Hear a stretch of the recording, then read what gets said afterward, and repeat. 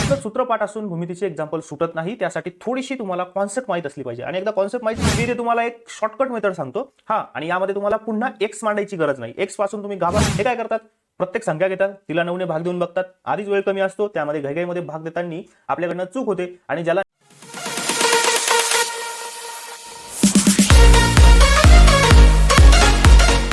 जय हिंद मित्रांनो, पिंपरी चिंचवड पोलीस भरती 2023 या प्रश्नपत्रिकेत आलेले गणित विषयाचे प्रश्न आपण आजच्या व्हिडिओमध्ये बघू. मित्रांनो, पहिला प्रश्न याप्रमाणे आहे. एका रकमेचे दशादशे 5% दराने किती वर्षात दाम दुप्पट होईल? मित्रांनो, असा प्रश्न आला की सूत्र विसरून जायचं, एक्स मांडणं विसरून जायचं. तुम्हाला फक्त इथे हाच विचार करायचा आहे की दाम दुप्पट नेमकी कशी काढायची, आणि ती सुद्धा ट्रिकच्या साहाय्याने. मित्रांनो, दाम दुप्पट असो किंवा तिप्पट असो किंवा चौपट असो, अशी कितीही पट दिली तर हे एकच सूत्र किंवा ही एकच टिप, एकच ट्रिक तुम्हाला इथे उपयोगी पडेल. ती ट्रिक अशी आहे मित्रांनो, तुम्हाला जर दाम दुप्पट विचारलं तर तुम्ही असा विचार करायचा की जी दिलेला दर आहे त्या दिलेल्या दराला कितीने गुणावं म्हणजे तुमचं उत्तर 100 येईल. कळालं? बघा, आता मला दिलेला दर 5% आहे. मला सांगा 5 ला कितीने गुणलं म्हणजे उत्तर 100 येईल? तर ऑब्वियस आहे, 5 ला 20 ने गुणलं तर तुमचं उत्तर 100 येईल. आणि दाम दुप्पट होण्यासाठी तुम्हाला उत्तर 100 यावं लागतं, म्हणून या प्रश्नाचं उत्तर आहे 20. जर तुमचा दर 5% असेल तर तुम्हाला 20 वर्ष थांबावं लागेल, त्यावेळेस तुमची रक्कम दाम दुप्पट होईल. आता खूप मित्र मला असा प्रश्न विचारतील की सर प्रत्येक वेळी असंच असेल का? तर हो मित्रांनो, प्रत्येक वेळी दाम दुपटीचा प्रश्न असेल तर तुम्हाला गुणाकार हा 100च यावा लागेल. कळालं? त्याचबरोबर जर दाम तिप्पट विचारलं तर काय करायचं? तर बघा, दुप्पट विचारलं म्हणून गुणाकार 100 घ्यायचा, तिप्पट विचारलं तर गुणाकार 200 यायला पाहिजे, चारपट विचारला तर गुणाकार 300 यायला पाहिजे. या प्रकारे जर सोडवलं तर दाम दुप्पट असो किंवा कितीही पट असो, तुम्ही हे उदाहरण तोंडी सोडवू शकता. फॉर एक्झाम्पल, तुम्हाला जर 10% दिला आणि तुम्हाला दाम दुप्पट करायचे तर 10 ला कितीने गुणलं म्हणजे उत्तर 100 येईल? तर 10 ने. मग अशा वेळेस त्या प्रश्नाचं उत्तर हे 10 वर्ष येईल. आता हे फक्त वर्षाबद्दलच नाही, तर कधी कधी तुम्हाला वर्ष देतात, दर काढायला सांगतात, तिथेही हीच पद्धत उपयोगी पडेल. मित्रांनो, तुम्हाला ही ट्रिक आवडली असेल तर या व्हिडिओला नक्की लाईक करा. यानंतर बघूया पुढचा प्रश्न. हरीकडे जेवढ्या मेंढ्या आहेत त्याच्या दुप्पट कोंबड्या आहेत. त्या सर्वांचे एकूण पाय 96 आहे, तर हरीजवळील एकूण कोंबड्या किती? बघा, आता असा प्रश्न आला की खूप मित्र कसं करतात, तर काहीतरी संख्या घेऊन बघतात, मग त्या संख्येमध्ये त्याचे पाय ऍडजस्ट करतात, मग त्यांची बेरीज करतात, मग टॅली करून बघतात. मी इथे तुम्हाला एक शॉर्टकट मेथड सांगतो हा, आणि यामध्ये तुम्हाला पुन्हा एक्स मांडायची गरज नाही. एक्स पासून तुम्ही घाबरता हे मला माहिती आहे, आणि म्हणूनच मी तुम्हाला अशा गणितासाठी अशी मेथड सांगतो की ज्यामध्ये एक्स मांडायची गरज नाही. आता बघा, आपण एकदा हे गणित सिस्टमॅटिक पद्धतीने मांडून घेऊ. बघा, हरीकडे आपण असं समजू ह्या मेंढ्या आहेत आणि ह्या कोंबड्या आहेत. ओके, आता बघा, मी काय करतो, असं समजतो की हरीकडे एक मेंढी आहे आणि त्याच्या दुप्पट कोंबड्या म्हणजे किती कोंबड्या झाल्या मित्रांनो? 2 कोंबड्या. आता आपण त्यांचे पाय शोधू. बघा, एक मेंढी आहे, एका मेंढीचे 4 पाय आणि कोंबडीला 2 पाय असतात. Okay, yes. आणि 2 कोंबड्या असतील तर त्याचे 4 पाय. मग आता सांगा, जर आपण हरीकडे एक मेंढी आणि 2 कोंबड्या पकडल्या तर एकूण पायांची संख्या किती झाली? ही झाली मित्रांनो 8. आता इथे तुमचं गणिताने टर्न घ्यायला पाहिजे दिलेली माहिती वापरून. कसं? तर बघा, मी घेतलेल्या संख्येनुसार ज्यावेळेस एक मेंढी आणि 2 कोंबड्या असतात तेव्हा एकूण पाय 8 असतात, परंतु माझे 8 पाय म्हणजे त्यांचे 96 पाय. कळालं? मी घेतलेल्या संख्येनुसार माझे पाय 8 येतात, पण उदाहरणामध्ये इथे तुम्हाला दिसतंय 96 पाय दिले. मग माझे 8 म्हणजे त्यांचे 96. तर त्यांनी आपल्याला काय विचारलं, हरीजवळील एकूण कोंबड्या किती? तर मी 2 कोंबड्या मानल्या, तर माझ्या 2 कोंबड्या म्हणजे त्यांच्या किती? बस हे एक्झाम्पल आपल्या नेहमीच्या पद्धतीने सॉल्व्ह करा. 2 आणि 96 चा गुणाकार 2 गुणिले 96 भागिले 8. आता तुम्ही याला सोडवा. या 2 ने 8 ला भाग दिला तर इथे 4 राहील. बघा, मी व्यवस्थित तुम्हाला भागाकार करून दाखवतो. या 2 ने भाग दिला, इथे 4 चा भाग जाईल आणि इथे तुमच्या समोर येईल 96 भागिले 4, आणि 96 ला 4 ने भाग दिला तर तुमचं उत्तर 24 असेल. या एक्झाम्पल मध्ये मी कुठेही एक्स मांडला नाही, कुठेही सगळे ऑप्शन मी ट्राय करत बसलो नाही. इथे मी फक्त एक सिस्टमॅटिक मांडणी केली. अशी मांडणी जर तुम्ही सुद्धा केली तर तुम्ही सुद्धा हे गणित कमी कॅल्क्युलेशन मध्ये, कमी वेळामध्ये तोंडी सोडवू शकता. ओके, यानंतर बघूया एक्झाम्पल क्रमांक 3. बघा, संतोष आणि त्याची आई यांच्या वयाची बेरीज 52 वर्ष आहे. त्यांच्या वयातील फरक 24 वर्ष आहे, तर संतोषच्या आईचे सध्याचे वय किती? मित्रांनो, हे गणित सोडवताना ही एक मेथड नेहमी वापरत चला. मग तुम्हाला ह्या प्रकारच्या गणितामध्ये काही जरी दिलं तर तुम्ही ते इझिली सोडवू शकता. आता बघा, हे गणित मी कसं सोडवतो, तर मी एकदा सगळ्यात अगोदर सिस्टमॅटिक पद्धतीने मांडणी करून घेतो. गणितात ज्या ज्या गोष्टी दिल्या त्याची मांडणी करून घेतो. बघा, संतोष आणि त्याच्या आई यांच्या वयाची बेरीज 52 वर्ष दिलं. मी एकदा आईचं वय ए मानलं आणि ए लिहिलं. त्यानंतर संतोषचं वय यस मानलं आणि दोघांची बेरीज त्यांनी आपल्याला दिली, म्हणून संतोष आणि आईच्या वयाची बेरीज मी 52 वर्ष असं लिहिलं. आता त्यांनी असं सांगितलंय, संतोष आणि त्याची आई यांच्या वयातील फरक 24 वर्ष आहे. आता बेरीज आपण मांडली, आता आपण त्यांच्या वयातील फरक म्हणजे वजाबाकी मांडू. मग ती कशी मांडता येईल? तर बघा, आईचं वय वजा संतोषचं वय बरोबर 24. आता इथे मित्रांनो मी काय करतोय, मला ह्याच्या हे जे 2 समीकरण मिळाले, मी यांची बेरीज करतोय. बेरीज का करतोय किंवा प्रत्येक वेळी का करायची हे तुमच्या लक्षात येईल. बघा, मी यांची बेरीज करतो. बेरीज केली तर ए आणि ए काय होईल? 2a होईल. हा यस म्हणजे इथे संतोषचं वय प्लस मध्ये आहे, इथे मायनस मध्ये आहे, दोन्ही कॅन्सल होतील, बरोबरचं चिन्ह जशाच तसं, आणि आपण बेरीज करतोय म्हणून इथे 6 आणि इथे 76. 2a बरोबर 76, a बरोबर 76 भागिले 2, आणि हा भागाकार तुम्ही केला तर तुम्हाला उत्तर 38 असं मिळेल. म्हणून या प्रश्नाचं उत्तर आहे 38 वर्ष. ओके, कळालं मित्रांनो? इथे मी काय केलं, सिस्टमॅटिक मांडणी केली. अशी मांडणी करूनच ह्या प्रकारचे एक्झाम्पल सोडवायचे असतात. यानंतर बघूया एक्झाम्पल क्रमांक 4. बघा, 3 किमी रस्त्याच्या दुतर्फा प्रत्येकी 10 मीटर अंतरावर झाडे लावली तर एकूण किती झाडे लावली? एक्झाम्पल खूप सोपं आहे, तरी पण इथे खूप मित्र चुका करतात. खूप सोपं एक्झाम्पल असतं तरीही चूक होते, हातचा एक मार्क जातो. का असं होतं?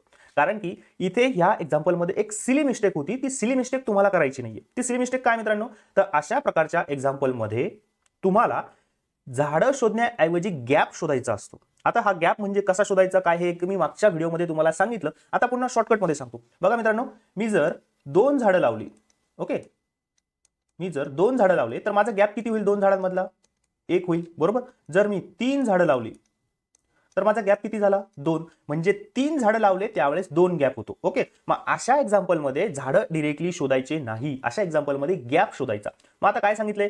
3 किमी रस्त्याच्या दुतर्फा प्रत्येकी 10 मीटर अंतरावर एक झाड लावलंय त्यांनी. ओके, मग एकदा आपण काय करू, किती गॅप आहे ते शोधू. आता हे जे 3 किमी दिलेले आहे याला एकदा आपण मीटरमध्ये करून घेऊ. मग बघा, 3 किमी म्हणजे किती मीटर? तर 3 किमी म्हणजे 3000 मीटर. आता त्यांनी काय केलंय, त्यांना झाडं लावायचे. मग त्यांनी काय केलंय, प्रत्येक 10 मीटरवर एक झाड लावलं. ओके, मग आता प्रत्येक झाडामध्ये गॅप किती होईल, एकूण किती गॅप होईल हे शोधायचं. तर 10 मीटरवर एक लावलं म्हणून ह्या 3000 मीटरला 10 मीटरने भाग देऊ. आपल्याकडे किती आले? उत्तर 300 आलं. म्हणजे आपले एकूण 300 गॅप तयार झाले. लक्षात घ्या, ज्यावेळी 2 झाडं एक गॅप तयार होतो त्यावेळेस 2 झाडं लावले जातात. ज्यावेळेस 3 झाडं लावले जातात त्यावेळेस 2 गॅप तयार होतात. मग आपले म्हणजे नेहमी झाडांची संख्या ही गॅपपेक्षा 1ने जास्त असते. मग आपल्याकडे किती गॅप आहे? आपल्याकडे 300 गॅप आहे. मग झाडं किती असतील? झाडं त्यामध्ये 1ने वाढ केल्यास झाडांची संख्या मिळेल. म्हणजे आपल्याला 301 झाडं लावावी लागतील. आता खूप मित्र घाईघाईमध्ये या प्रश्नाचं उत्तर 301 देऊ शकतात, परंतु जर तुम्ही व्यवस्थित बघितलं तर दुतर्फा म्हणजे दोन्ही बाजूनी झाडं लावायचे. मग बघा, एका बाजूने 301, दुसऱ्या बाजूने 301, आता दोघांची बेरीज करा, 602 झाडं तुम्हाला लावावे लागतील. ही गॅप कन्सेप्ट तुम्हाला समजली असेल तर हे एक्झाम्पल तुमचं कधीच चुकणार नाही. जर तुम्ही डायरेक्टली झाडं काढायचा प्रयत्न करत असाल तर प्रत्येक वेळी हे उत्तर चुकेल. तुम्ही जर झाडं काढले असते तर तुम्ही 600 उत्तर दिलं असतं या सोप्या एक्झाम्पलचं, आणि तुमचं एक्झाम्पल आन्सर चुकलं असतं. या प्रश्नाचं उत्तर आहे 602. बघूया पुढचं एक्झाम्पल. पुढचं एक्झाम्पल या प्रकारे आहे. कवायतीसाठी इयत्ता 6वीच्या 45 मुली, 7वीच्या 30 मुली, 8वीच्या 60 मुली क्रीडांगणात उभ्या आहेत. प्रत्येक इयत्तेसाठी वेगळी रांग आहे. प्रत्येक रांगेतील मुलींची संख्या समान ठेवायची असेल तर एका रांगेत जास्तीत जास्त किती मुली असतील? हे एक्झाम्पल बघितलं की एकदम चक्रावल्यासारखं होतं. का? कारण की 6वीच्या मुली दिल्या, 7वीच्या दिल्या, नेमकं काय म्हटलं हेच आपल्याला समजत नाहीये. एकदा इथला सीन काय, इथे स्टोरी काय हे मी तुम्हाला समजून सांगतो. बघा, एकदम प्रॉपरली लक्ष द्या, म्हणजे तुम्हाला हे एक्झाम्पल पुन्हा कधीच अडणार नाही. आता हे बघा, ह्या 6वीच्या मुली आहे, ह्या 7वीच्या मुली आहे, आणि ह्या 8वीच्या मुली आहेत. आता मला सांगा मित्रांनो, 6वीच्या किती मुली आहे? 45 मुली. मी काय करतो, ही 45 मुलींची एक रांग बनवली. ओके, 7वीच्या किती मुली आहे? 7वीच्या आहेत 30 मुली. मी 30 मुलींची एक रांग बनवली. आणि 8वीच्या किती मुली आहे? 8वीच्या 60 मुली आहे. मी 8वीच्या 60 मुलींची एक रांग बनवली. आता त्यांनी काय सांगितलंय, त्यांच्या शाळेत काहीतरी फंक्शन असेल, प्रोग्राम असेल, त्यांनी असं सांगितलं की लाईन अशा मोठ्या छोट्या अशा बनवू नका, सारख्या लाईन बनवा. मग तुम्ही काय करा, सारख्या लाईन अशा बनवा. 6वीच्या 2, 3 काय ज्या लाईन होतील त्या झाल्या तरी चालतील, पण एका लाईनीमध्ये मुलींची संख्या समान असली पाहिजे. मग ज्याला थोडंसं नॉलेज आहे त्यांनी काय केलं, हे जे 6वीचे आहे ना, या 7वीचे आहे, याचे 2 तुकडे केले. ओके, 6वीचे 3 तुकडे केले आणि 8वीचे 4 तुकडे केले. ओके, आणि मग काय केलं, हा जो तुकडा आहे हा तुकडा इथे उभा केला, हा तुकडा आहे हा इथे उभा केला. म्हणजे त्यांच्या आता अल्टिमेटली लाईन कशा तयार झाल्या, तर इथे तुम्हाला दाखवतो, ही झाली 6वी, 7वी आणि 8वी. यांनी 6वीच्या 3 लाईन तयार केल्या. ओके, 7वीच्या 2 लाईन तयार केल्या आणि 8वीच्या 4 लाईन तयार केल्या, कारण की त्यामध्ये मुलींची संख्या जास्त आहे. आता ह्या सगळ्या लाईनी सारख्या झाल्या. ओके, मग ह्या एक्झाम्पलमध्ये यांनी असं सांगितलंय की ठीक आहे बाबा, तुम्ही आता तुकडे केले, पण मला सांगा एका लाईनमध्ये किती मुली असल्या पाहिजे. अंदाजे तर तुकडे करायचे नाहीयेत तुम्हाला. मग इथे तुमच्या लक्षात यायला पाहिजे, इथे आहे मसावीची कॉन्सेप्ट. तुम्हाला जर या संख्यांची मसावी काढता आली तर तुम्हाला कळेल की प्रत्येक लाईन ही किती तुकड्याची असेल. मग आपण आता मसावी कसा काढायचा हे आपण शिकलो आहे. ह्या एक्झाम्पलमध्ये आपण फक्त काढूया. मग दिलेल्या संख्या आहे तुमच्या 45, 30 आणि 60.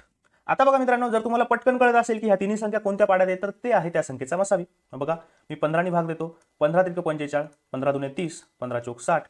आता यांना कोणत्याही एकाच कॉमन संख्येने भाग जात नाही, म्हणजे 15 ने भाग जातो. म्हणून 45, 30, 60 या 3 संख्यांचा मसावी हा 15 आहे. आणि म्हणून एका रांगेमध्ये जास्तीत जास्त 15 मुली तुम्हाला उभ्या करता येतील जेव्हा रांगेंची संख्या समान होईल. कळालं मित्रांनो, मसावीची कॉन्सेप्ट आहे. या एक्झाम्पल हे इथं जसं समजून सांगितलं असं एकदा लक्षात घ्या, त्यानंतर दुसरा भाग हा लक्षात घ्या आणि इथून पुढे असं गणित आलं की सरळ डोळे झाकून दिलेल्या संख्यांचा मसावी काढायचा, तुमचं उत्तर बरोबर येईल.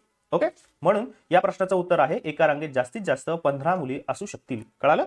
यानंतर बघूया एक्झाम्पल क्रमांक 6. पोलीस प्रशिक्षण केंद्रामध्ये जितके प्रशिक्षणार्थी होते तितकेच रुपये प्रत्येक प्रशिक्षणार्थीने वर्गणी दिली. त्यामध्ये कवायत निदेशक यांनी आपले 91 रुपये घालून 2116 रुपये विकास निधी प्राचार्य यांच्याकडे जमा केले. तर प्रत्येक प्रशिक्षणार्थीने किती रुपये वर्गणी दिली? आता बघा मित्रांनो, इथं एकदम सोपी कॉन्सेप्ट आहे. मला सांगा, जर 3 पोलीस असतील आणि प्रत्येकाने 3 रुपये दिले तर एकूण किती रुपये होतील? 9 रुपये. कळतंय तुम्हाला? जर 4 असतील, प्रत्येकाने 4 रुपये दिले तर किती होतील मित्रांनो? हे होतील 16 रुपये. म्हणजे 4 पोलीस असतील आणि प्रत्येकाने 4 दिले तर एकूण किती रुपये जमा झाले हे काढण्यासाठी आपल्याला त्यांचा गुणाकार करावा लागतो. मग इथे मी काय करतो, असं समजतो की माझ्याकडे पी प्रशिक्षणार्थी होते, पी पोलीस होते, प्रत्येकाने पी रुपये दिले. ओके, पी होते, प्रत्येकाने पी रुपये दिले. आता त्यामध्ये निदेशकांनी काय केलं, त्यांनी आपले 91 रुपये टाकले. कळतंय? पी होते, प्रत्येकाने पी रुपये दिले, निदेशकांनी त्यात 91 रुपये टाकले आणि एकूण 2116 रुपये जमा झाले. आता बस हे एक्झाम्पल तुमचं सोडवण्याच्या स्थितीत आलंय. यामध्ये किमती टाकून सोडूया. हा पी गुणिले पी असाच्या असा राहील. या 2116 मधून 91 वजा होतील. ओके, मग आता आपल्याकडे किती उरतील मित्रांनो? हा पी गुणिले पी म्हणजे काय झाला? पीचा वर्ग झाला आणि 2116 मधून 91 गेले, हे झाले तुमचे 2025. आता तुम्हाला पी ची किंमत काढायची आहे. पी बरोबर वर्गमुळात 2025 आणि वर्गमुळात 2025 ची किंमत आहे 45. म्हणून ह्या प्रश्नाचं उत्तर आहे 45. म्हणजेच काय, तर 45 प्रशिक्षणार्थी होते आणि प्रत्येकाने 45 रुपये दिले. इथे समजायचं फक्त हेच आहे की जेवढे रुपये दिले आणि संख्या समान होती म्हणून आपण दोघांचा गुणाकार केला. बाकी यामध्ये वेगळं काहीच नाहीये. फॉर एक्झाम्पल तुम्हाला फक्त हे सोडवायला दिलं होतं, पी गुणिले पी अधिक 91 बरोबर 2116, तर पी ची किंमत काढा. पण त्याला शाब्दिक उदाहरणाचं स्वरूप दिलं म्हणून ते गणित अवघड झालं. ओके, यानंतर बघूया पुढचं एक्झाम्पल. प्रश्न क्रमांक 7. 19 ही संख्या रोमन अंकातल्या. तुम्हाला मी रोमन अंक बिलकुल शिकवणार नाही. रोमन अंक हे पाठ असले पाहिजे. या प्रश्नाचं उत्तर तुम्ही मला कमेंट करून सांगायचे. हा प्रश्न मी एक्सप्लेन करणं अवॉइड करतो. प्रश्न क्रमांक 8. रामरावांकडून शामरावांनी 26 जानेवारी 2016 ते 21 मार्च 2016 या तारखेपर्यंत दररोज 1.5 लिटर दूध घेतलं. दुधाचा दर 47 रुपये प्रति लिटर होता. तर त्यांनी एकूण किती रुपये दुधाचं बिल दिलं असेल? तुम्हाला थोडक्यात असं काढायचं मित्रांनो, 26 जानेवारी पासून 21 मार्च पर्यंत दुधाचं बिल प्रत्येक दररोज 1.5 लिटर घेतलं तर 47 रुपयाच्या भावाने किती होईल? एक्झाम्पल सोपं आहे, तरी पण इथे चुकतं. या मागचं कारण असं आहे की आपण दिवस कॅल्क्युलेट करताना चुकतो. इथे तुमच्या 2 चुका होऊ शकतात, ज्या मी तुम्हाला सांगतो त्या तुम्हाला करायच्या नाहीत. बघा, आता 26 जानेवारी पासून आपण काय करू, प्रत्येक महिन्याचं बिल काढू. आपण डायरेक्टली दिवस मोजणार नाही, प्रत्येक महिन्याचं बिल काढू, थोडंसं सोपं जाईल. बघा, 26 जानेवारी पासून 31 जानेवारी पर्यंत किती दिवस होतात हे काढू. त्यानंतर फेब्रुवारी महिना हा पूर्ण आहे, त्याचं बिल काढू आणि त्यानंतर 1 मार्च ते 21 मार्च किती दिवस होतात हे शोधू. आता बघा, 26 जानेवारी ते 31 जानेवारी किती दिवस होतात हे मला सांगा. खूप मित्र इथं पटकन 5 दिवस सांगतील, पण मित्रांनो बोटावरती कॅल्क्युलेट करून बघा, 5 नाही 6 दिवस भरतात. इथेच पहिली तुमची चूक होऊ शकते. म्हणून हे झाले 6 दिवस. फेब्रुवारी महिन्यातले किती दिवस घ्यायचे? खूप मित्र पटकन इथं 28 दिवस घेतील. मित्रांनो इथे तुम्हाला 2016 हे सन दिलेलं आहे, हे वर्ष दिलेलं आहे. 2016 म्हणजे लीप वर्ष आहे. इथे फेब्रुवारी महिन्यामध्ये 29 दिवस असतील. किती दिवस असतील? 29. बघा, 2 चुका इथं होऊ शकतात. बाकी या एक्झाम्पल मध्ये समजून घेण्यासारखं काहीच नव्हतं. आणि 1 मार्च ते 21 मार्च मध्ये हे 21 दिवस झाले. आता एकूण किती दिवस झाले यांची बेरीज करू. हे 29, 21, 50 आणि हे 6, 56 दिवस होतात. आता बघा मित्रांनो, 56 दिवस दररोज 1.5 लिटर दूध घ्यायचंय. मग 1 लिटर घेतलं असतं तर 56 झाले असते आणि वरच्या अर्धा लिटरचे ते 28 लिटर, म्हणजे तुमचे झाले 8 आणि 6 14 आणि हे 84. तुम्ही दिलेल्या कालावधीमध्ये एकूण 84 लिटर दूध विकत घेतलं. आता त्याचा भाव काय होता, तर 84 गुणिले 47 चा भाव होता. हा गुणाकार ज्यावेळेस तुम्ही कराल त्यावेळेस तुमचं उत्तर येईल 3948 रुपये. ओके, एक्झाम्पल समजलं असेल. कारण की यामध्ये फक्त हेच लक्षात घ्यायचं की जानेवारीचे दिवस काउंट करताना चुकायचं नाही आणि फेब्रुवारीचे दिवस हे लीप वर्ष असल्यामुळे 29 घ्यायचं. ओके, बघूया एक्झाम्पल क्रमांक 9. 1.5 किमी अंतरावर 72 सेकंदात ओलांडणाऱ्या 1.5 किमी अंतर 72 सेकंदात ओलांडणाऱ्या गाडीचा ताशी वेग किती किमी आहे? बघा मित्रांनो, इथे नेहमी लक्षात ठेवायचं की युनिट तुमचे सारखे असले पाहिजे. बघा, गाडीचा वेग काढायला सांगितलेला आहे, वेळ सेकंदात दिलेला आहे आणि अंतर हे किलोमीटरमध्ये दिलंय, किमीमध्ये दिलंय. मग तुम्हाला अशा वेळेस काय करायचंय, अशा वेळेस तुम्हाला एकदा युनिट सारखे करून घ्यायचे. आता वेग सांगितलेला आहे. वेगाचं सूत्र काय आहे मित्रांनो तुमचं? वेगाचं सूत्र आहे अंतर भागिले वेळ. आता तुमचं अंतर किती आहे, तर 1.5 किमी म्हणजेच 1500 मीटर भागिले 72 सेकंद, हे तुम्ही 72 ने याला गुणलं. आता हे जे तुम्ही सोडवाल हे तुमचं उत्तर येईल मीटर पर सेकंद मध्ये. परंतु त्यांनी कसं दिलंय, गाडीचा वेग किती किमी आहे हा तुम्हाला तासामध्ये विचारलेला आहे. मग अशा वेळेस तुम्ही काय करता, तर अशा वेळेस याला 18/5 ने गुंता. आता खूप मित्र इथं काय करतील, 1500/72 हे सोडून घेतील आणि मग त्याला गुणिले 18/5 करतील. इथे त्यांची चूक काय होते, इथे ते स्मार्ट कॅल्क्युलेशन काय करत नाहीये. तर इथे बघा ह्या 18 ने 72 ला भाग जातो, पण त्यांनी आधीच 72 आणि 1500 यांचं कॅल्क्युलेशन केल्यामुळे त्यांचा 72 हा नाहीसा होईल आणि त्यांना पुन्हा गुणाकार करावा लागेल. मी ते असं करणार नाही, मी 18 ने 72 ला भाग देतो. 18 × 18, 18 × 72. इथे फक्त हाच भाग बसत नाही, तर 5 ने 1500 लाही भाग बसतो. 5 × 5 इथे माझे 300 उरतील. मग आपल्याकडे काय आलं, 300/4 आणि 300/4 हे पाठ असलं पाहिजे तुमच्या. 300/4 300/2 म्हणजे 150 आणि 150चे अजून अर्धे म्हणजे 75. म्हणजे गाडीचा वेग हा 75 किमी प्रति तास इतका असला पाहिजे. ओके, यानंतर बघूया एक्झाम्पल क्रमांक 10. 18चे 18% म्हणजे किती, काही सोडवायचं नाही मित्रांनो, एकदम सोपं आहे. हे 18 घेतले, 18चे 18% काढायचे म्हणजे 18/100. 18चा वर्ग तुमचा पाठ असेल 324/100 आणि 324/100 म्हणजे 3.24. हे झालं ह्या प्रश्नाचं उत्तर.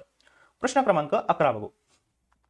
बघा, 5 कंसात 8 - 3 × 5 बरोबर किती. हे सोडवायचं काही वेगळं नाही मित्रांनो. 5 हे एकदा गुणाकार करून घ्यायचा, कंस सोडवायचा. हे आपला जे बॉडमॉस नियम आहे त्यांनी सोडवायचं.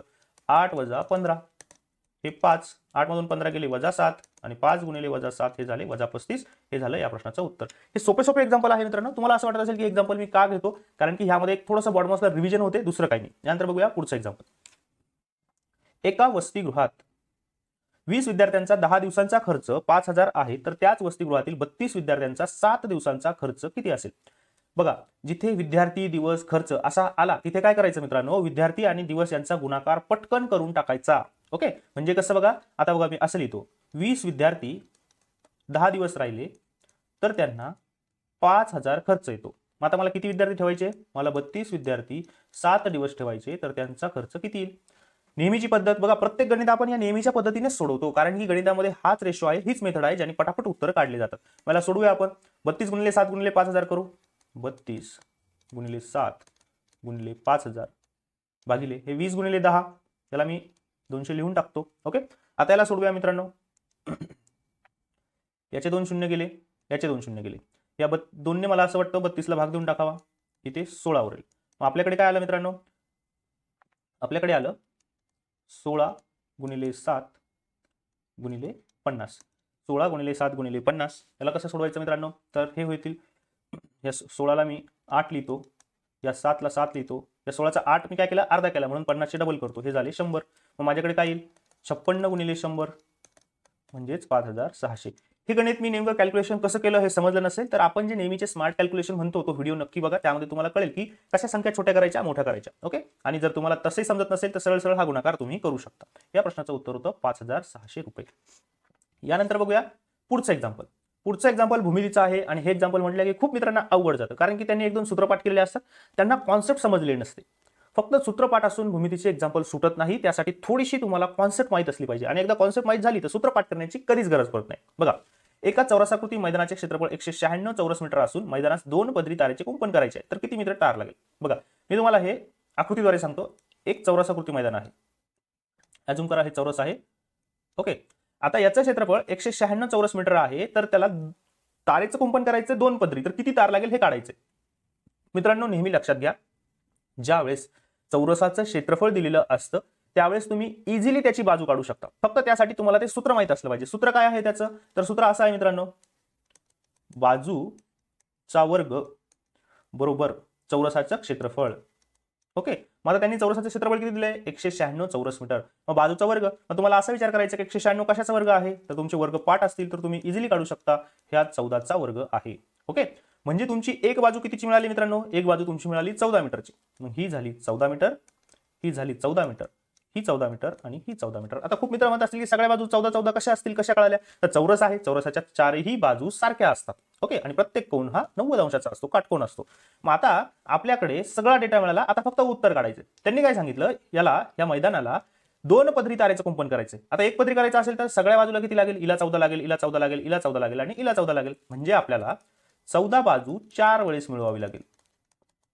किती झाली ती, 56 झाली.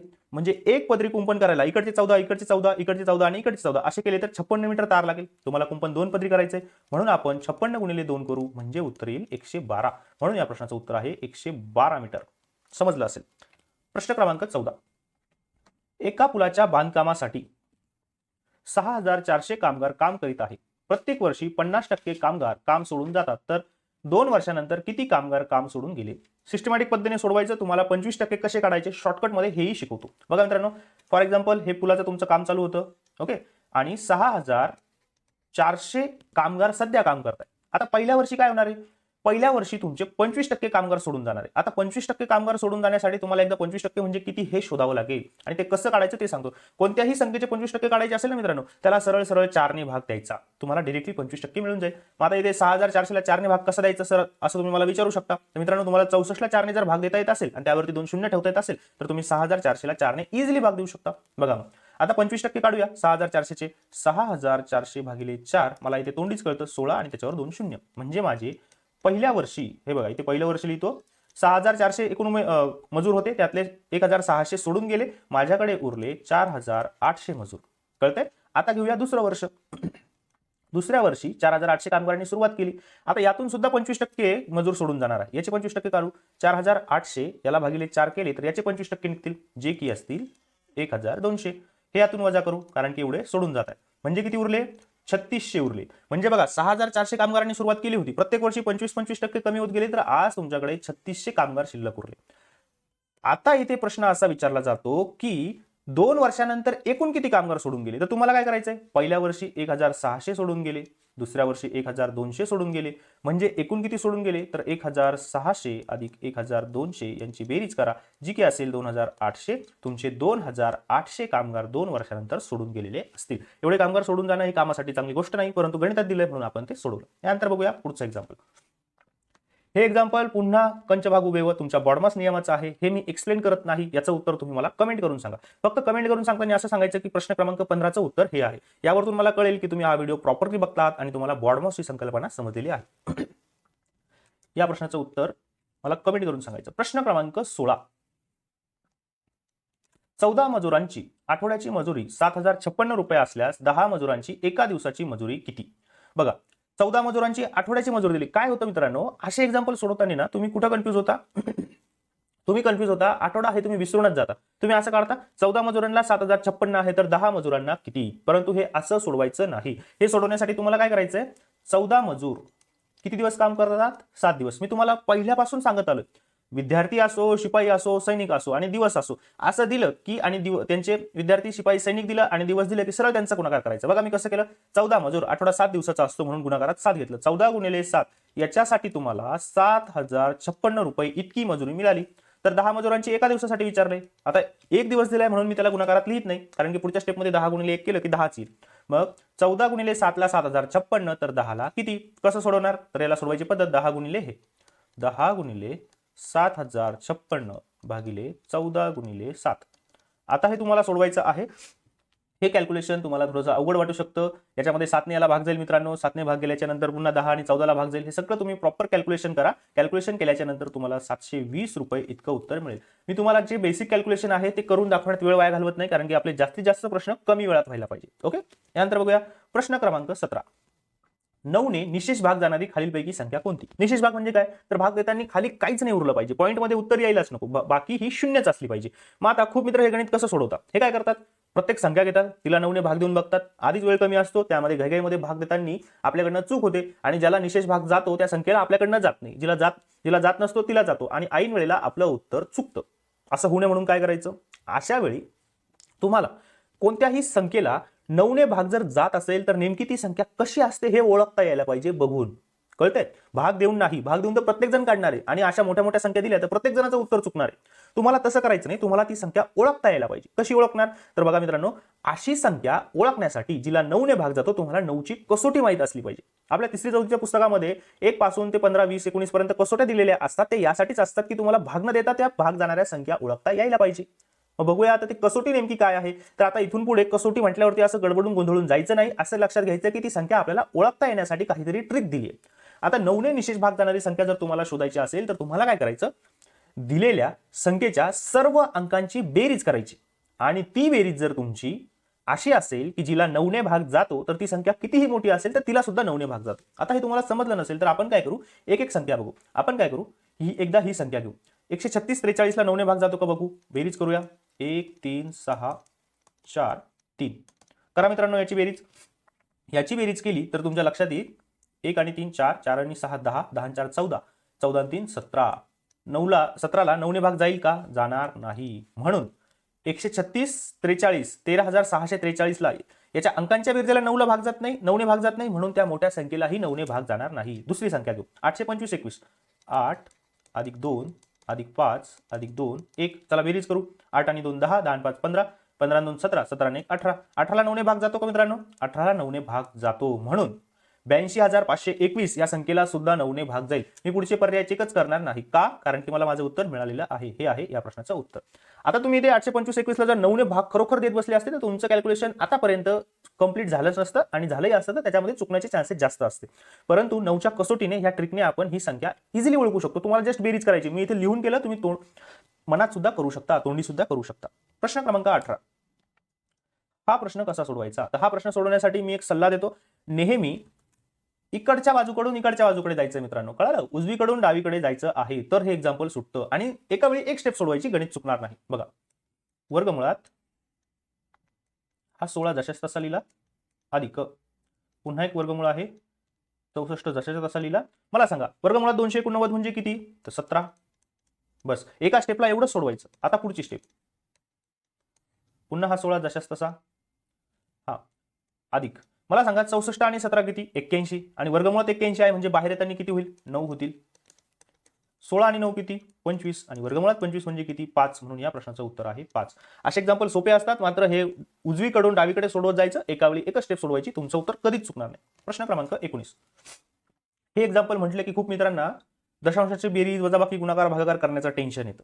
तुमच्यासाठी एक्झाम्पल मी सोपं करून टाकतो. नेहमी लक्षात ठेवा मित्रांनो, 0.4 0.5 आणि 0.4 यांचा गुणाकार तुम्हाला करायचा आहे. मी काय करतो, दशांशानंतर किती शून्य आहे ते एकदा लिहून काढतो. किती शून्य बघा मित्रांनो, इथे मी ऍक्च्युअल कॅल्क्युलेशन करतो. बघा, दशांशानंतर शून्य म्हणा किंवा अंक म्हणा, इथे बघा, इथे एक आहे, इथे एक आहे, इथे एक आहे, म्हणजे किती आहे, दशांशानंतर 3 अंक आहेत, म्हणून मी अशा प्रकारे मांडणी करतो. 0 0 0. बघा, दशांशानंतर 3 घेतले. आता माझ्या संख्या, आता दशांशाचा भाग संपला, आता माझ्या संख्या काय उरल्या, 4 5 आणि 4 यांचा गुणाकार करतो. 4 5 20, 20 80. माझं उत्तर 80 आलं. आता 80 हे उत्तर ह्या दशांशामध्ये मी ऍडजस्ट करतो. बघा, मी इथे लिहितो, लिहिताना इथून सुरुवात करायची आणि याची मी बेरीज करतो. आता हे काय होईल, हा 0, हा 8, हा 0, दशांशाखाली दशांश आणि हा 0. आता हे जे आहे ना, हे आहे तुमचं उत्तर. तुमचं उत्तर काय आलं, 0.080. आता इथे एक गोष्ट लक्षात घ्या मित्रांनो, दशांशानंतर जी संख्या येते त्या संख्येनंतर कितीही शून्य असले काय आणि नसले काय याची किंमत सारखीच. म्हणजे काय, तर हा 0.080 आहे ना मित्रांनो, याला तुम्ही असे लिहू शकता 0.08, याला तुम्ही असे लिहू शकता 0.08000. या सगळ्यांची किंमत एकच आहे. तुम्हाला काय करायचंय, त्या संख्येनंतर जे काही शून्य आले ते तुम्ही लिहिले काय आणि नाही लिहिले काय तरी चालतं, कारण की किंमत काहीच बदलत नाही. दशांशानंतर जी संख्या येते तिच्यानंतर जो शून्य येतो त्याचा काहीच फरक पडत नाही. मग अशा वेळी गणितामध्ये काय केलंय, कोणी मनाला वाटेल तितके शून्य लिहितील, म्हणून त्यांनी काय केलंय त्यांनी दशांशानंतर जो अंक येईल त्याच्यानंतर शून्य असेल तर ती लिहिण्याची पद्धत कमी केली. त्यांनी ते शून्य लिहिण्याचं सोडून दिलं. म्हणून मग इथे हा शून्य लिहिण्याची गरज नाही, इथे हे शून्य लिहिण्याची गरज नाही. मग तुमचं उत्तर काय, तर 0.08. याच्यामध्ये शोधू कुठे, हे इथं आहे तुमचं 0.08. हा होता तुमचा दशांशाचा गुणाकार. यानंतर बघूया पुढचं एक्झाम्पल. क्रमांक 20 याप्रमाणे आहे. संध्याकाळी 5:30 सुरू झालेले नाटक 3.25 तासांनी संपले, तर नाटक किती वाजता संपले. खूप सोपं एक्झाम्पल होतं. सोडवण्याची पद्धत या प्रकारे होती मित्रांनो. बघा, 5:30 एक नाटक संपलेलं आहे, आणि नाटक किती तास चाललं मित्रांनो, 3.25 तास. म्हणजेच 3.25 तास म्हणजे किती, 3 तास 45 मिनिटं. आता इथे कॅल्क्युलेशन सोपं करावं म्हणून मी काय करतो, थोडीशी बेरीज करताना सोप्या पद्धतीने करतो. मी काय करतो, इथे 3 तास 30 मिनिटं लिहितो आणि 15 मिनिटं बाजूला लिहितो. काय केलं, 3 तास 45 मिनिटाला मी 3 तास 30 मिनिटं आणि 15 मिनिटं बाजूला लिहिले, असं केलं. म्हणजे बेरीज करणं सोपं जाईल. आता हा अर्धा तास, हा 1 तास झाला, म्हणजे इथे हा 1 तास होईल, 5 आणि 3 8, आणि हे 9 तास झाला, आणि त्याच्यामध्ये 15 मिनिटं म्हणजे 9 तास 15 मिनिटं, म्हणजे 9:15 हे नाटक संपेल. ओके. आता इथे 3.45 ची बेरीज करत गेली तर थोडंसं अवघड जातं, म्हणून मी अशा प्रकारे केलं. तुम्ही आणखी वेगळी पद्धत असेल तर तसंही करू शकता. बघा, हे एक्झाम्पल खूप महत्वाचं आहे, आणि हे कसं सोडवायचं, तर हे मी ज्या प्रकारे सोडवतो त्या प्रकारे सोडून बघा, थोडंसं सोपं जाईल. बघा, यांनी काय सांगितलं मित्रांनो, 26 प्रश्नांची एक प्रश्नपत्रिका आहे. प्रत्येक बरोबर उत्तराला 8 गुण आणि चुकीच्या उत्तराला 5 गुण आहे. एका विद्यार्थ्याने सर्व प्रश्न सोडवले, त्याला 0 गुण मिळाले, तर त्याने किती प्रश्नांची उत्तरे बरोबर लिहिली असतील. थोडक्यात काय, तर एक 26 मार्काची प्रश्नपत्रिका आहे, बरोबर उत्तर दिलं तर 8 मार्क मिळतील. चुकीचे दिलं तर 5 मार्क कापल्याच जातील. आता यांनी काय केलं, यांनी काहीतरी प्रश्न सोडवले, अशा पद्धतीने सोडवले की याचे बरोबर उत्तर आणि चुकीचे उत्तर या सगळ्यांच्या मार्कांची बेरीज केली तर 0 मिळाले. आता आपल्याला शोधायचं आहे की ह्या महाशयाने असे बरोबर प्रश्न किती सोडवले असतील, की बाबा असा 0 स्कोर त्याला प्राप्त झाला तर त्याचे बरोबर उत्तर आणि चुकीचे उत्तर किती असतील हे आपल्याला शोधायचं आहे. तर बघू, सोडूया. मुळात हा प्रश्न असा आहे ना मित्रांनो, प्रश्न दिलेले आहे 26. माझ्या माहितीस तो अशी कोणती प्रश्नपत्रिका नसते की ज्यामध्ये असे ऑड प्रश्न असतात 26. बरं ठीक आहे. त्यानंतर दुसरी गोष्ट अशी की यामध्ये बरोबर उत्तराला 8 गुण आणि चुकीच्या उत्तराला 5 गुण आहे. आपल्या स्पर्धा परीक्षेमध्ये सध्या अशी पद्धत नाहीये, परंतु एक्झाम्पल दिले म्हणून आपण हे सोडूया. 26 प्रश्नांची प्रश्नपत्रिका आहे. मी काय करतो, 26 प्रश्न हे ओके. आता मी इथे एक एक पर्याय टॅली करतो. कसा करतो बघा मित्रांनो, हे बरोबर उत्तर, हे चुकीचे उत्तर. मला काय करायचंय, बरोबर उत्तराचे आणि चुकीच्या उत्तराचे आलेले जे गुण आहे ना त्याची बेरीज वजाबाकी करून मला 0 गुण त्याला कसे मिळतील हे बघायचे. मग आता पहिला पर्याय घेतो 6 ने. त्याने 6 प्रश्न बरोबर सोडवले, एकूण 26 होते, 20 प्रश्न चुकीचे सोडवले. आता बरोबर प्रश्नाला 8 गुण आहे आणि चुकीच्या प्रश्नाला 5 गुण वजा होणार आहे. मला त्याचे किती होतील, इथे त्याला बरोबर प्रश्नाचे 48 गुण मिळाले आणि चुकीच्या प्रश्नाचे 100 गुण वजा होतात त्याचे. बघा, मिळाले 48 आणि वजा 100 होत आहेत, म्हणजे याचं कोणत्याच अँगलने 0 हे उत्तर येणार नाही, म्हणून हे त्याचं उत्तर नाही. आता दुसरा पर्याय ट्राय करूया. हे त्याचे बरोबर प्रश्न, हे त्याचे चूक प्रश्न. त्याने 9 प्रश्न बरोबर सोडवले, म्हणजे त्याने 17 प्रश्न चुकीचे सोडवले. याला 8 गुण बरोबरला आणि चुकीचे याचे 5 गुण वजा होतील. इथे त्याला 72 गुण मिळाले आणि इथे त्याला 85 गुण मिळाले. 85 गुण त्याचे वजा होतील. 72 मधून 85 गेले, 0 यांची पॉसिबिलिटी काहीच नाही. 0 कधी येईल मित्रांनो, त्याचे बरोबर सोडवलेले गणित आणि चुकीचे सोडवलेले गणित या दोघांचे जे मार्क्स आहे ते समान असतील, मग इथेही त्याचं उत्तर येणार नाही. आता आपण तिसरा पर्याय घेऊया. हे त्याचे बरोबर उत्तर असतील, हे त्याचे चूक उत्तर असतील. समजा त्याने 10 प्रश्न बरोबर सोडवले, चुकीचे किती असतील, 16. 10 प्रश्नाला 8 प्रमाणे त्याला 80 गुण मिळाले आणि 5 प्रमाणे प्रत्येक प्रश्नाचे त्याचे असे 80 गुण वजा होतील. त्याला बरोबर मिळालेले गुण पण, बरोबर प्रश्नाचे मिळालेले गुणही 80 आहे आणि जे चुकले त्याची पेनल्टी म्हणून कापलेले गुणही 80 आहे. 80 मधून 80 गेले म्हणून 0. असा योगायोग फक्त अशा वेळी साधला जाईल की ज्याचे 10 प्रश्न बरोबर असतील आणि 16 प्रश्न चुकीचे असतील. मग त्यांनी विचारले त्याने किती प्रश्नांची उत्तर बरोबर लिहिली, तर ते आहेत तुमचे 10 प्रश्न. ओके, कळालं मित्रांनो. यानंतर बघूया पुढचं एक्झाम्पल. हे एक्झाम्पल खूपच इंटरेस्टिंग आहे. पोलीस भरतीच नाही, कुठल्याही परीक्षेत हे एक्झाम्पल विचारलं जातं आणि कुठल्याही परीक्षेमध्ये हे एक्झाम्पल खूप मुलं चुकतात. याचं कारण असं आहे की मांडणी कशी करायची हेच त्यांना समजत नाही आणि हे एक्झाम्पल कमी आणि पझल जास्त वाटतं, कोडं जास्त वाटतं. बघा, 4 टेबलांची विक्री किंमत ही 5 टेबलांच्या खरेदी किमती एवढी आहे. ह्या व्यवहारात शेकडा नफा शेकडा तोटा किती होईल. एकदम डोक्याला मुंग्या येतात असं गणित बघून, कारण की 4 टेबलांची विक्री किंमत, 5 टेबलांची खरेदी किंमत, अशा किचकट गोष्टी सांगितलेल्या आहे. आपल्याला जर असं म्हटलं असतं की 50 रुपयाला एक वस्तू घेतली आणि 60 रुपयाला विकली किंवा 40 रुपयाला विकली तर नफा तोटा काढा, तर आपण एकदम इझिली काढतो. पण ज्या वेळेस अशा टेबलांच्या किमती त्याच ऑलरेडी माहिती नाहीये, त्यानंतर त्यांच्या नफा किती झाला तेही माहिती नाहीये आणि तरी शेकडा नफा शेकडा तोटा काढायला सांगतं, तर अवघड जाणारच. इथे मी तुम्हाला हे एक्झाम्पल सोपं कसं करायचं हे सांगतो. बघा तर सगळ्यात अगोदर इथे आपण काय करूया, एक किंमत ठरवून घेऊया. ओके, एक किंमत ठरवून घ्या. मग आता मी काय करतो, 4 टेबल आणि 5 टेबल अशा 2 संख्या दिल्या. मी 4 आणि 5 यांचा गुणाकार करतो. तो किती आला, 20. मी किंमत ठरवून घेतली 20 रुपये. कळालं कसं सोडवतो ते एकदा बघा, मग नंतर एक्सप्लेन करतो. आता येऊया विक्री किमतीवर. ही झाली तुमची विक्री किंमत. आता 20 रुपयात बघा एक्झाम्पल, आता मी एकदा किंमत ठरवल्यावर कसं करतो बघा. 20 रुपयात मी 4 टेबल विकले. बघा, 20 रुपयात 4 टेबल विकले, तर मला सांगा एक टेबल किती रुपयाला गेला. एक टेबल गेला 5 रुपयाला. कळालं, मी एकदा किंमत ठरवून घेतली. आता किंमत का ठरवली, कसं ठरवलं हे विसरून जा बिलकुल. फक्त ती किंमत घ्या आणि असं घ्या की 20 रुपयाला 4 टेबल विकले. का असं विकले मी, कारण की 4 टेबलाची विक्री म्हटलंय ना त्यांनी, म्हणून मी 20 रुपयात 4 टेबल विकले. किती रुपयाला एक टेबल विकला गेला, 5 रुपयाला. आता खरेदी किंमत काढू. खरेदी किंमत, आता पुन्हा एकदा किंमत ठरवली, आता पुन्हा त्याला बदल करायचा नाही. पुन्हा 20 रुपयात किती टेबल विकले, किती टेबल खरेदी केले, 5 खरेदी केले. मग एक टेबल कितीला पडला मित्रांनो, 4 रुपयाला पडला. आता एक्झाम्पल एकदम सोपं झालं. मी टेबल 4 रुपयाला घेतला आणि 5 रुपयाला विकला. मला नफा किती झाला सांगा मित्रांनो. मला नफा झाला 1 रुपया. म्हणजेच काय, 4 रुपयाच्या खरेदीवरती मला 1 रुपया नफा झाला, तर 100 रुपयांच्या खरेदीवरती किती नफा होईल हे जर काढलं तर तुमची खरेदी किंमत येऊन जाईल. याला सोडवण्याची पद्धत आपली नेहमीची, 100 गुणिले 1/4 आणि 100/4 म्हणजे 25%. म्हणून या प्रश्नाचं उत्तर होतं 25% नफा. हे एक्झाम्पल अशा प्रकारे सोडवलं तर कधीच चुकणार नाही. लक्षात घ्या, एकदा किंमत ठरवून घ्यायची आणि मग विक्री किंमत खरेदी किंमत काढायची. एक्झाम्पल बिलकुल चुकणार नाही, कमी कॅल्क्युलेशन मध्ये होईल. कळालं. यानंतर बघूया प्रश्न क्रमांक 23. हा प्रश्न या प्रकारे होता, 8200 गुणिले 9999. आता तुम्हाला गुणाकार करायची हौस असेल तर पूर्ण गुणाकार करा, करायची हौस नसेल तर मी सांगितलेली ती ट्रिक वापरा. मी काय करतो, हे 9999 ला मी 10,000 मानून घेतो आणि एक लक्षात ठेवतो की एक मी जास्त घेतलाय. कळालं. मग एक्झाम्पल असं झालं, 8201 गुणिले 10,000. एक वजा केलेला आहे तो लक्षात ठेवलाय. आता याला सोडूया. काय करायचं, सोडवायचं म्हणजे काय मित्रांनो, हे 4 शून्य याच्यावरती ठेवून द्यायचे. बघा 8201 त्याच्यावरती 4 शून्य, 1 2 3 4 हे असेल तुमचं उत्तर. पण जरा थांबा, आपण काय केलंय, एक जास्त घेतलेला आहे बरोबर. आपले 9999 होते, आपण 10,000 घेतले कॅल्क्युलेशन सोपं करण्यासाठी. मग जो एक जास्त घेतला तो वजा करावा लागेल, परंतु तो वजा होताना याच्या स्वरूपात होईल, 8201 ने वजा होईल. मग हे होईल 8201. याला सोडवा मित्रांनो.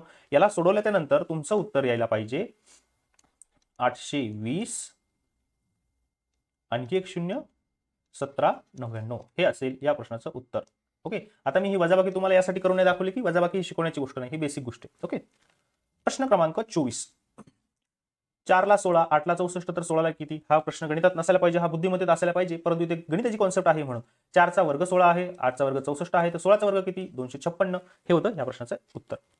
यानंतर या अपूर्णांकांचा चढता क्रम लावल्यास मधोमध कोणता अपूर्णांक येईल? आता इथे 2-3 मेथड आहे, पण मला असं वाटतं इथे किंमत काढून जर सोडवलं तर सोपं जाईल. बघा मित्रांनो, 7/5, 10/7, 4/3, 11/8 आणि 13/9 यांच्या किमती तुम्हाला काढायच्या आहेत. मी ह्या किमती ऑलरेडी काढल्या होत्या, तुम्हाला भागाकार करून काढायच्या आहेत. ह्या किमती या प्रकारे आहेत. हा 7 ला 5 ने भाग दिला की 1.4 उत्तर येतं, याचं 1.42 येतं, याचं 1.33 येतं, याचं 1.375 येतं आणि याचं 1.444 येतं. आता इथे काय करायचंय, पुन्हा सगळ्या संख्या सारख्या करून घ्यायच्या. म्हणजे काय, दशांशानंतर काय करायचं, ज्या संख्या नाही आहेत, जिथे कमी कमी संख्या तिथे शून्य वाढवायचे. मी आधीच सांगितलं शून्य वाढवले काय आणि वाढवले काय किमतीत फरक पडत नाही. मग इथे प्रत्येकाच्या इथे दशांशानंतर 3 अंक आहेत म्हणून मी इथे 3 शून्य देतो. इथे एक शून्य येईल, इथे एक शून्य होईल. आता हे दशांश विसरून जाऊया. हे झाले 1400, हे झाले 1420, हे 1330, हे 1375 आणि हे 1444. आता चढता क्रम लावायचा आहे. सगळ्यात मोठी घेऊया. सगळ्यात मोठी मला इथे ही दिसते, हे झालं 1 नंबर. त्यानंतर 2 नंबरला 1420 दिसते, 3 नंबरला 1400, 4 नंबरला 1375 आणि 5 नंबरला 1330. आता मधोमध येणारी संख्या ही 3 क्रमांकाची असेल, जी की आहे ही 1400. 1400 म्हणजे 1.4 आणि 1.4 म्हणजे 7.5 म्हणून या प्रश्नाचं उत्तर आहे हे. मधोमध येणारा अपूर्णांक हा असेल. यानंतर बघूया आजचा शेवटचा प्रश्न. सोपा प्रश्न आहे, सोडवून दाखवतो. बघा 12 सेकंदात एक याप्रमाणे अर्ध्या तासात किती पोळ्या लाटून होतील? एकदा अर्ध्या तासाचे सेकंद काढूया. अर्धा तास म्हणजे 30 मिनिटं. 30 मिनिटात प्रत्येकी 60 सेकंद असतात, म्हणजे एकूण 1800 सेकंद. गणित या प्रकारे तयार झालं मित्रांनो तुमचं. 12 सेकंदात एक पोळी लाटून होते, तर 1800 सेकंदात किती होतील? सोडवायची पद्धत तीच, 1800 भागिले 12. 12 ने 1800 ला भाग दिला तर उत्तर येईल तुमचं 150. तुमचे अर्ध्या तासात 150 पोळ्या लाटून होतील. मित्रांनो, हा व्हिडिओ इथेच थांबतो आहे. आजचे 26 प्रश्न संपलेले आहे. या व्यतिरिक्त तुम्हाला आणखी कुठल्या जिल्ह्यावरती पोलीस भरतीचे प्रश्नपत्रिका मी एक्सप्लेन करून दाखवावं असं वाटत असेल तर मला कमेंट करून नक्की सांगा. या व्हिडिओला लाईक करा, आपल्या चॅनलला सबस्क्राईब करा आणि तुमच्या जास्तीत जास्त मित्रांना हा व्हिडिओ पाठवा. त्याचप्रमाणे मित्रांनो, आपण याआधी आणखी काही जिल्ह्याच्या प्रश्नपत्रिका सोडवलेल्या आहे, त्या नक्की बघा. गणिताचा चांगला अभ्यास करा, गणिताचा स्कोर आउट ऑफ करून घ्या. थांबूया इथेच. जय हिंद.